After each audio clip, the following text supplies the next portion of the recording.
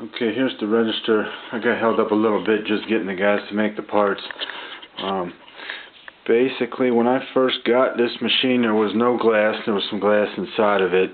This piece of marble had broken.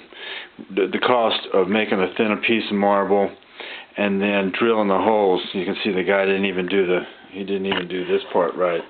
I had to put a bigger washer on there because he cut the hole too big.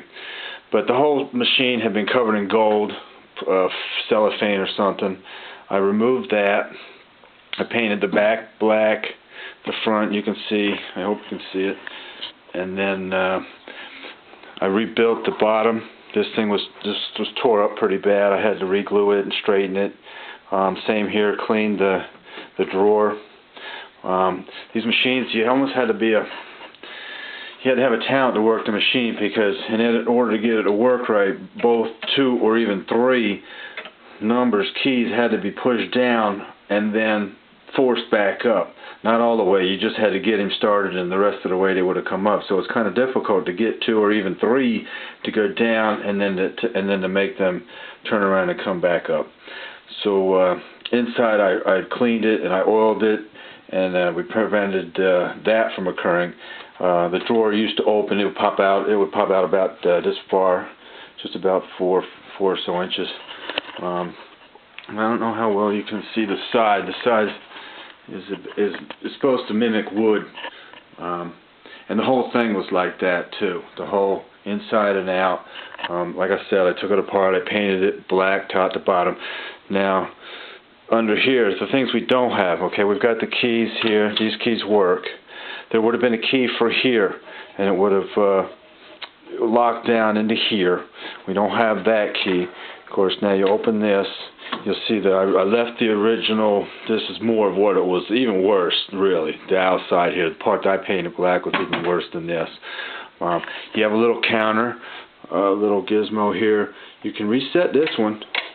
You can go all the way back to 0, and then as you see on a no sale, I got it locked now.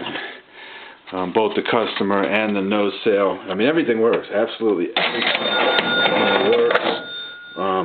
You've got your numbers for your day or your yearly or however. It goes up at $10,000. In about $100, he'll reset to 0.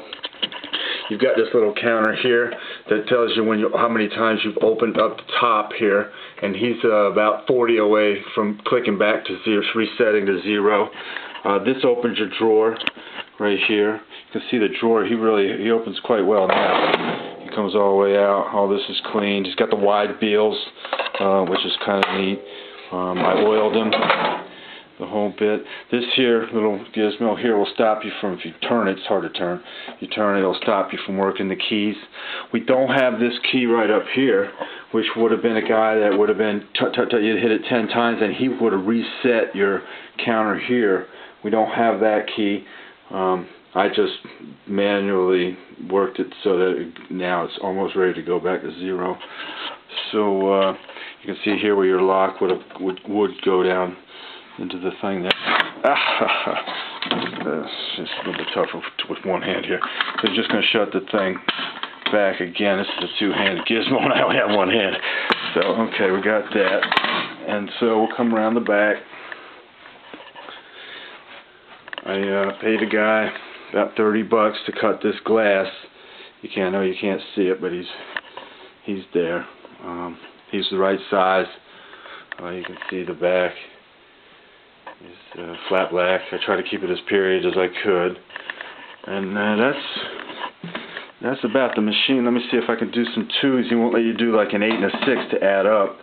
But the highest number you could get would be 390, would be your highest thing you bring up. And you can see here with me with 2 hands. The problem too is when you do this, when you go all the way down, you smash your finger on the marble here. It's just on these bottom ones, you smash your finger. So you got to be careful.